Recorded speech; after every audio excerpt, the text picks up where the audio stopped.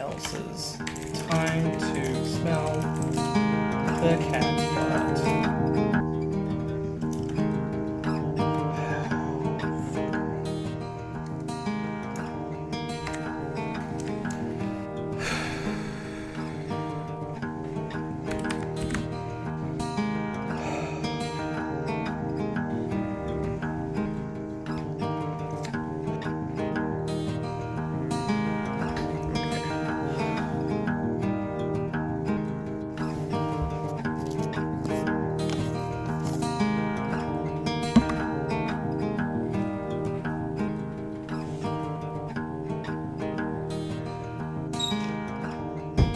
Originally this month, I was going to make a video about the ending of BoJack Horseman and how I felt about it. But then I completely changed my mind when there were so many people debating about how that show actually ended, that it kind of put all of my thoughts into a little bubble that popped very, very quickly. That being said, there is a lot of very, very subjective analysis about those last two episodes, but the favorite thing that I found from all of that discussion, especially in the BoJack Horseman subreddit and several Facebook groups that I'm a part of, is that no one could really decide whether or not they liked the last episode of BoJack Horseman. I had literally written an entire script and actually recorded the audio, and then I decided it was actually a lot better to discuss something that I don't think people have talked about, at least not for a long time. I've been trying to avoid broader subjects like this topic because endings themselves are a huge subjective matter for everybody. They are difficult to contain, they are difficult to talk about, because every ending to every story ever is different to almost everybody. And to break that down would be an insane person's idea of fun. So let's try and make this fun, shall we?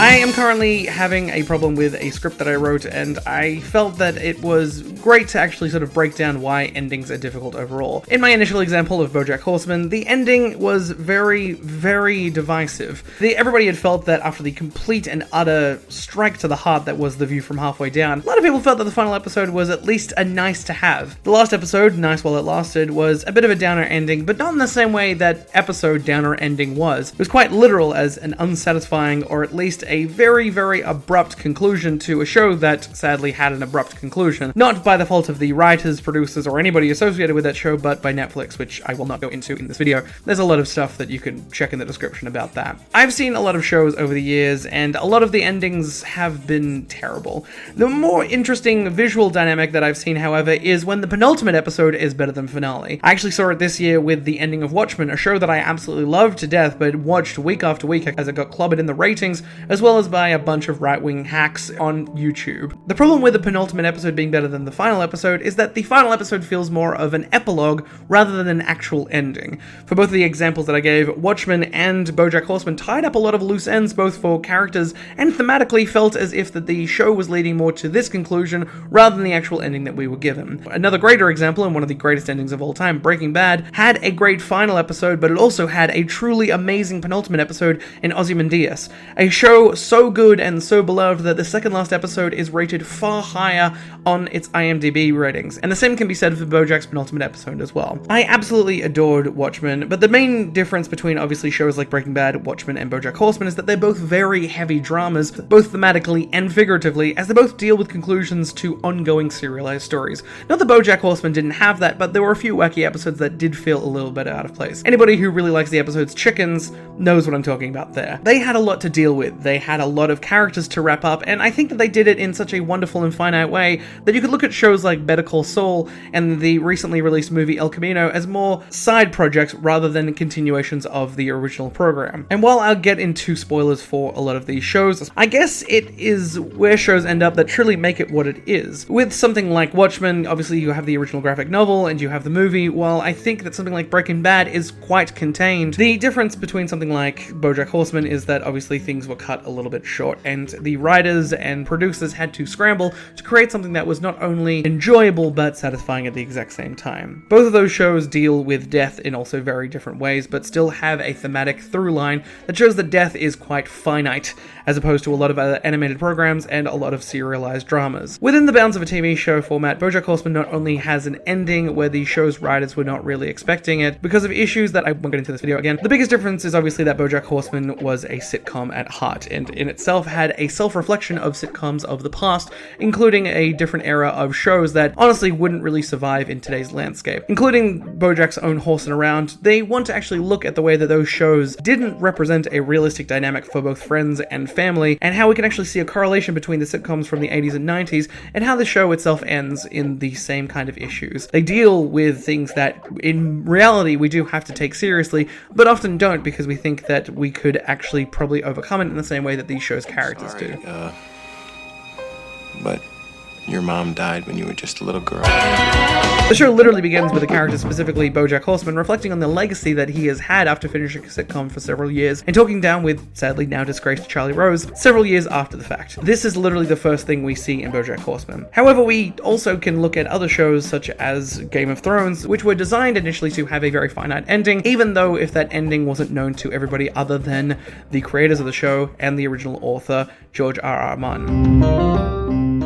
We have a level of prestige when it comes to these types of shows, or at least a notoriety for how they tell their stories. They are very episodic, and they obviously are leading to greater storylines and character arcs that are both satisfying within having a level of growth, or at least an idea of growth within those characters. The problem is with something like Game of Thrones, it's the way that they tell their story, and especially how they handle the first 5 seasons, that let the characters exist in the world and let the chips fall where they may. Now, I know this might be a childish idea of how the difficult process of writing within a confines of somebody else's fiction works, but we do know that the Game of Thrones writers did stray away from the books, especially around the 4th to 5th season. While we saw a complete and utter disappointment with the ending in 2019, we also learned a lot on how not to do an ending, or at least not how to do an ending that is both unsatisfying, also changes how we feel about those characters. Despite over half a decade's worth of growth, characters like Jon Snow, Daenerys Targaryen, and obviously a lot of the secondary characters who filled our homes with such dastardly deeds and incredible moments, they were kind of pushed to the wayside, and we can see in a lot of the promotional material that this was something even the actors were not very happy with. Best season ever! When we look at a show like Game of Thrones, we understand that the legacy that they have is important. A show is not just one episode, nor is it just one season. It is an entirely contained storyline within the walls of a television program. And obviously, how a show affects people's lives is very different from how we affect our own lives. Shows are fictional matters. They don't really contain the feelings that we would regularly have with other people. I know that I'm not really saying anything new here, but I want to make a point, the fact that yes, TV shows are important, but not that important. They do give us emotions. They do bring us joy and sadness, and they make us present a world that we would normally not ever inhabit. Whether that is a completely medieval fictional world, or even a world where humans and anthropomorphized animals live in a weird Hollywood lifestyle. The main thing we can see from something like Game of Thrones is that the ending was unsatisfying because it took away what made the show truly great. These greater themes about integrity and knowing who your enemies and friends are, as well as having a level of curiosity when it came to who was going to die and the ways that were going to happen. Yes, it did get to a point where it was quite obvious who it was and wasn't going to die after several Emmys had been won by these amazing and talented character actors, but also got to a point where we knew that the salaries that they were making were definitely not going to cause any trouble in the writers' room. They had to last. They had to get to the end of the show for people to continue to watch, despite the fact that we had built them up over several seasons that anybody could die at any moment, and that was the true thrill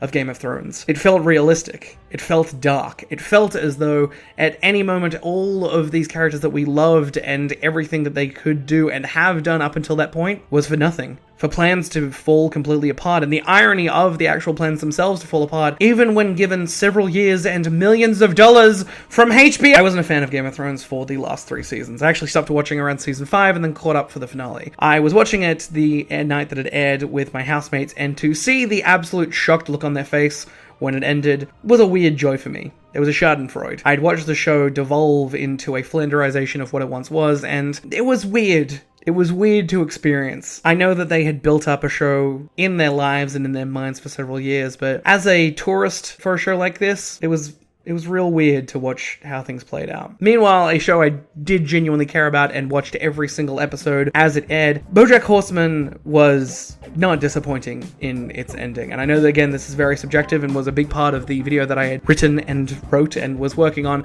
but I think the ending was thematic about what the show is about. The show was about hope and growth and making sure that you're responsible for your actions. With the very little time left that both BoJack and the writers had, I think that they made it work.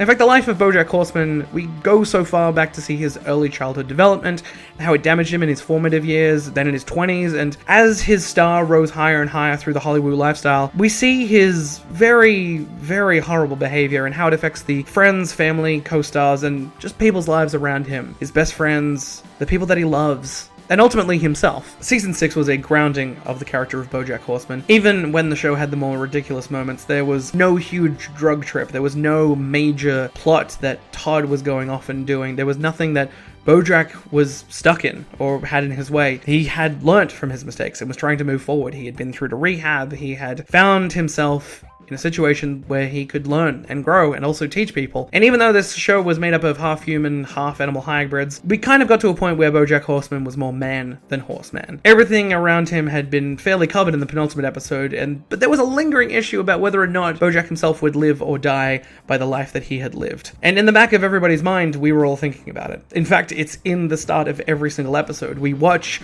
BoJack Horseman pretty much drown.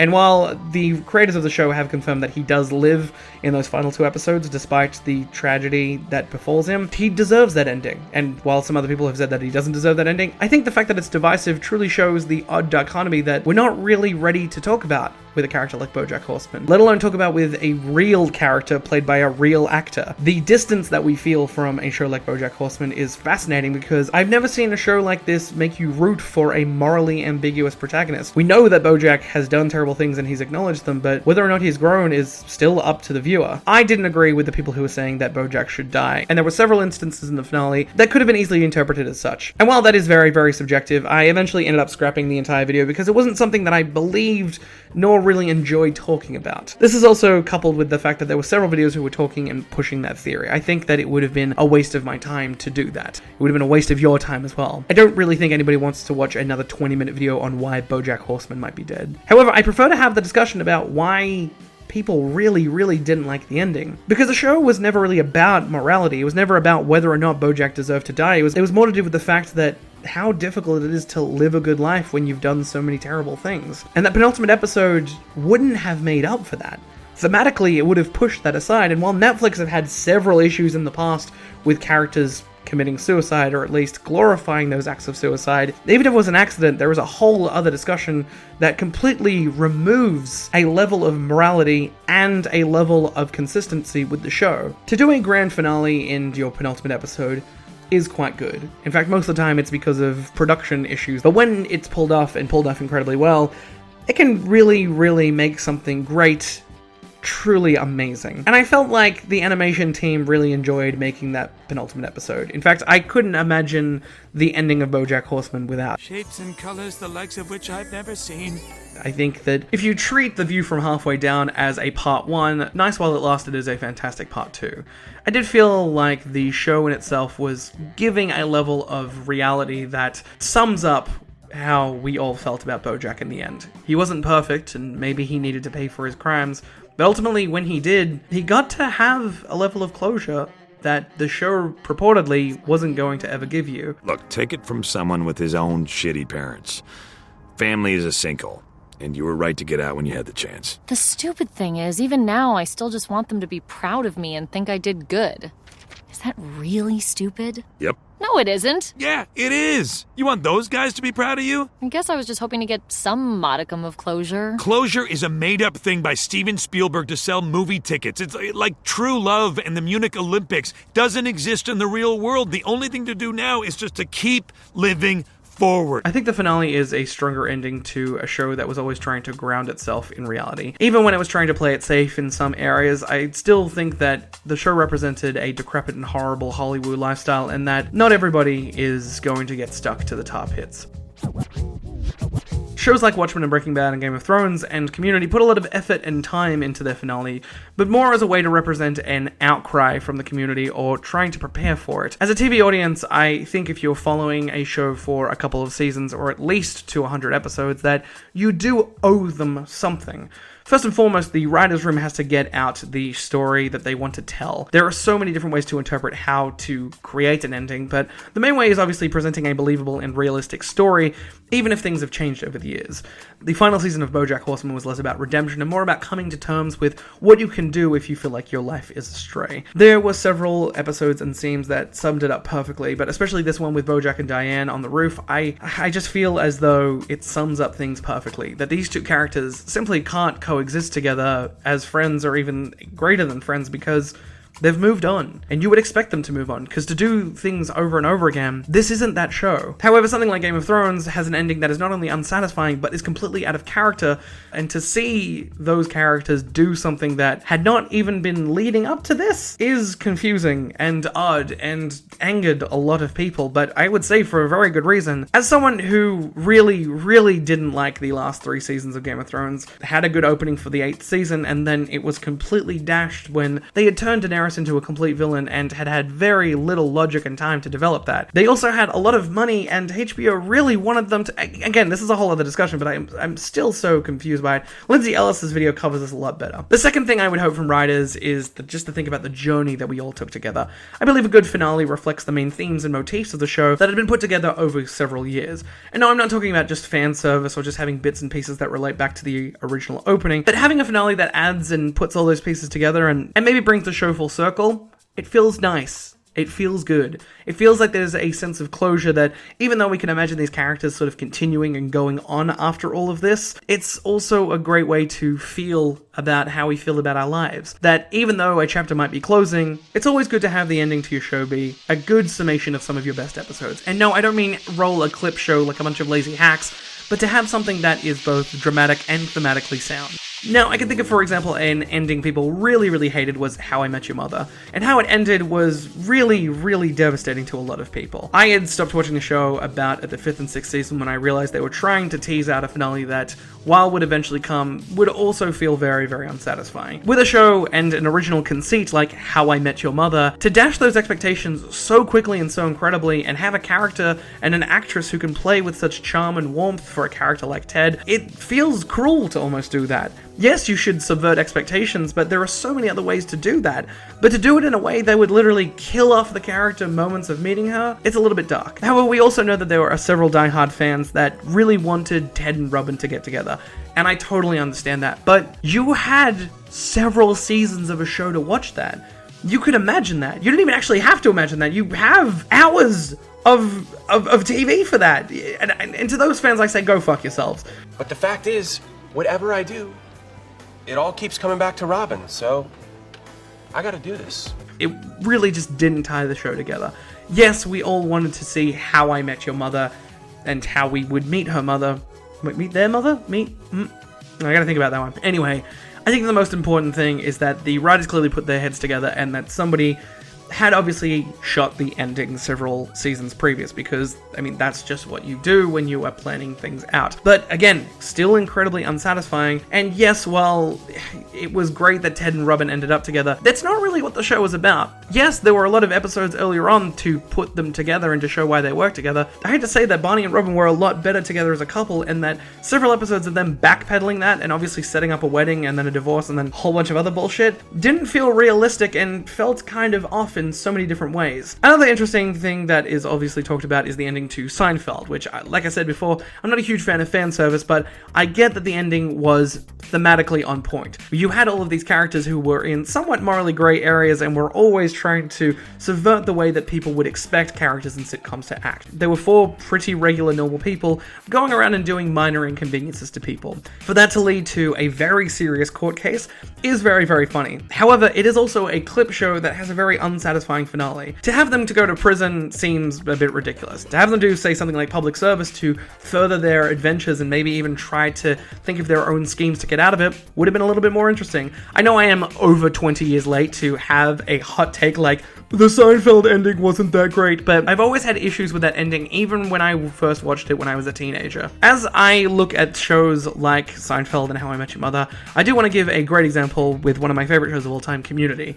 I think that the show is outlandish and insane and brilliant and so well written, and despite several problems over several seasons and several people leaving the show, the ending was, dare I say, perfect. The main point of the show is that we're all weird and that we can all still be connected even if we're trying to do it in our own weird ways. And I think that BoJack Horseman, while not necessarily about that, has those moments in the show. Both BoJack Horseman and Community are about misfits, essentially, and misfits trying to live their lives after maybe not having the best early years. And with something like Community, the ending was wonderful and so brilliantly put together that I'm very, very glad that I got to watch a show like that live. And by live, I mean, I got to watch it with several other fans around the world. I can't believe I have to say this, but the first thing I would say with an ending like Community is that it worked on several different levels. That despite several characters who had started with the show were not there, it still felt like there was a sense of closure and that the show in itself was getting to the point that they were trying to make. Community is a great example for an ending, as it completely shows that even when a show is in a very different place from where it started,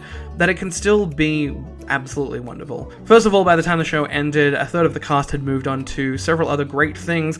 The creator Dan Harmon had been fired and then also called out by a former writer for being sexually inappropriate during the writing of the show, and while he had apologized, there were still a lot of things that were left in the air while he had been fired during the third season. And then finally, the show had been moved completely to a different network. NBC hadn't found the show to be financially profitable, and Yahoo took it off their hands. And despite the fact that the platform shut down after a year or two, it was a little bit weird to go from downloading episodes and waiting for things to end up on certain platforms to, on multiple occasions, everything I just said could have been a death sentence for a show like that.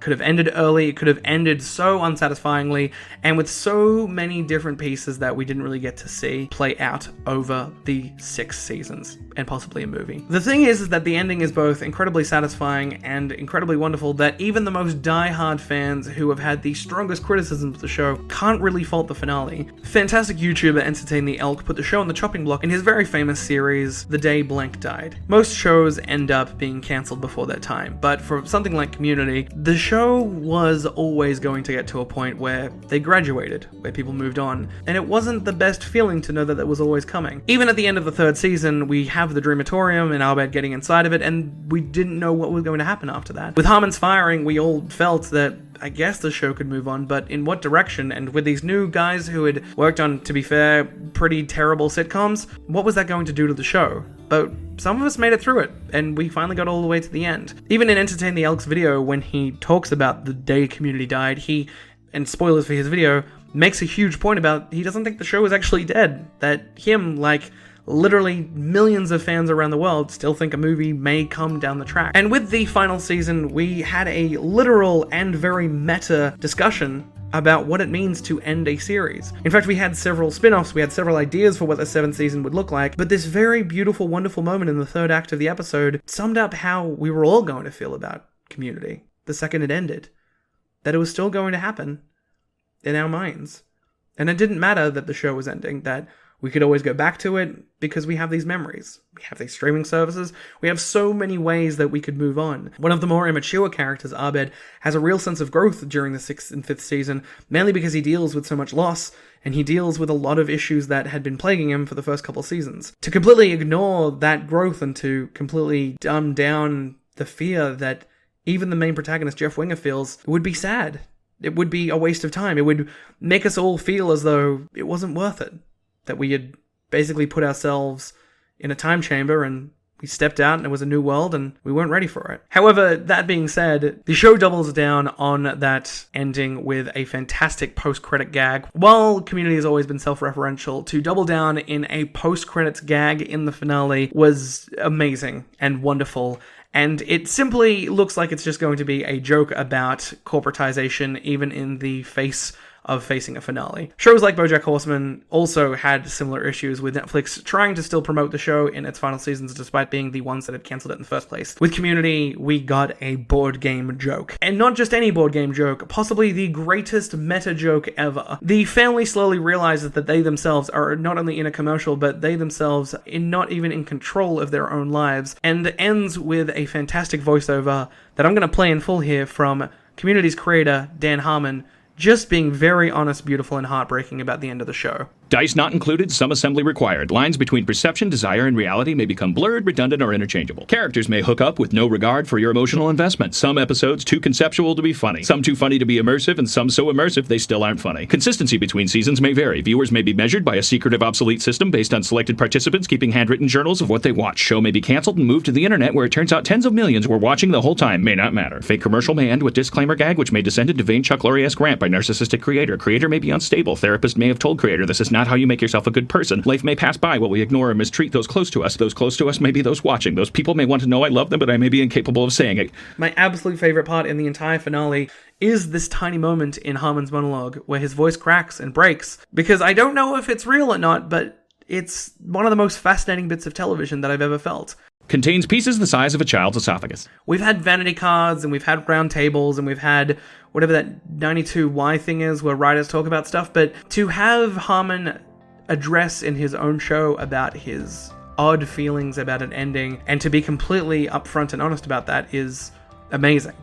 It changed the finale for me. It was beautiful and satisfying, and then this little cherry on top was the creator telling you how upset he is that the show has to disappear. That it never really does. This is the biggest issues of all finales, is that you can't pull all of these things together. That would be impossible. You would need a whole other season to explain those feelings. You would need a new episode or a new web series, and that in itself would not be an ending. Those are different things from an ending. That is prolonging the life of a series. And we've seen that happen way too many times to know that that is what we don't want out of our shows. Yes, we want more episodes, but we want more satisfying episodes. We want more good episodes. More importantly, we want great endings.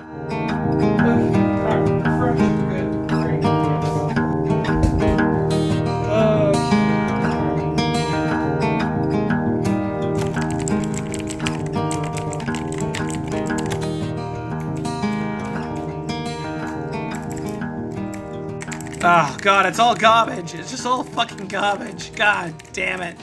The ending is a real point of closure for the writers and directors and fans of the show. For one of the best examples and one of the greatest endings of all time, The Sopranos literally cuts to black in its final frames, and while it is teased and hinted at in an earlier episode in that season, the actual outcry in the finale is amazing to look at from a historical response. There are still several websites, forums, and discussions that you can look at as a time capsule for the way that the internet reacted at the exact same time.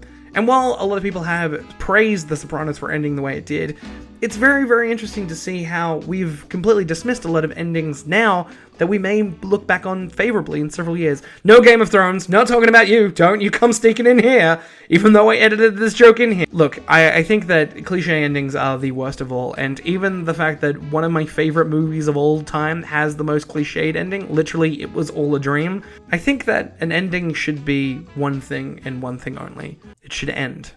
It should provide us with a sense of calm, that we don't have to worry about this anymore, that we can move on with our lives, that the show has given us something that we needed, whether we knew it at the time or not, that we haven't wasted our time, is what I'm trying to say. And to be honest, I gotta tell you, since this is the end of the video, I really wish I didn't scrap that entire video, and it's probably why this video is late. It would have been so much easier to just get the clips from BoJack Horseman. Like, I literally could just get them, and I would only have to look at one show. To get all of these other HBO shows and all of the copyright disputes, dear sweet Christ, my God, it was difficult. And just writing this out, I am never using text-to-speech or whatever, speech-to-text ever again. Oh my God, oh my sweet Christ. But I think the main thing that I've learned about endings is that they are hard. They are very difficult. To summarize my point here is that it's worth it. You have to make sure that the ending is a conclusion, and it's a satisfying one. And while you may not have to put it in your last episode, at least put it in your second last episode, because a lot of people are watching. You might not think of it at the time because you're focused on making the show amazing, and you're focused on making sure all of these people have jobs, or at the very least that all of the people around you have something to do. You know, we build up endings a lot because we're afraid of finality. There are a lot of things in our lives we probably don't want to end. We may complain about them and bitch about them and maybe even make dumb little videos about them, but eventually it's going to end and we're going to feel something. We're going to feel loss. We're going to feel as though we miss something. And I think that's what great TV shows do. We miss them. We miss the characters. We miss how from week to week or month to month or season to season that they gave us something. They gave us something that we couldn't necessarily find anywhere else. And I think that's what endings give us more than anything else. Something that we didn't know we wanted. I'm Harrison Engstrom. Thanks for watching my video about endings. Thank you so much for watching my video. Obviously, this one took a lot to put together, especially after I scrapped it twice, but I really, really want to thank you so much for just coming with me on this journey while I am still trying to figure out how to write endings, and to write satisfying endings, essentially. Of course, that with the end of this video, I'm going to tell you to please support me on Patreon.